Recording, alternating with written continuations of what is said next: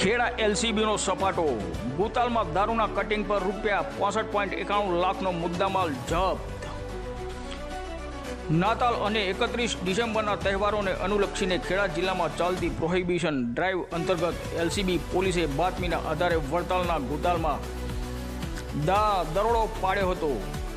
Modus ઓપરેન્ડીમાં પોલીસને બાતમી મળી હતી કે ભૂતાલના દશામાના મંદિર પાસે નડીમાં બહારના રાજ્યમાંથી મંગાવેલ મોટા કન્ટેનરમાંથી નાની ગાડીઓમાં વિદેશી દારૂનું કટિંગ ચાલી રહ્યું છે। ત્યારે પોલીસે મધ્યરાત્રિએ વોચ ગોઠવી આ રેકેટ ઝડપી પાડ્યું હતું।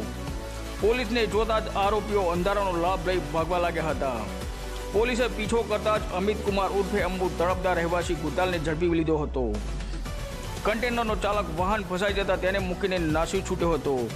કુલ 10 આરોપીઓ વોન્ટેડ છે, જેમાં કબજે લીધેલ મુદ્દામાલમાં કિંમત ₹65.91 લાખ 920 વિદેશી દારૂ બિયર 5156 નંગ કિંમત ₹22,19,040 ઇનોવા પકડાયેલ વાહનોમાં ઇનોવા બોલેરો અને બાઇક સહિત 4 વાહનો કિંમત ₹22,80,000 અને અન્ય પ્લાસ્ટિકના દાણા અને મોબાઈલ ફોન, જેમાં મુખ્ય આરોપીઓ વોન્ટેડ છે વાસુદેવ તળપદા, કિશન તળપદા, રવિ તળપદા, ભૂપેન્દ્ર પરમાર, ઉર્વેશ તળપદા અને વાહન ચાલકો સહિત 10 ઇસમો વિરુદ્ધ વડતાલ પોલીસ સ્ટેશનમાં ગુનો નોંધાયો છે।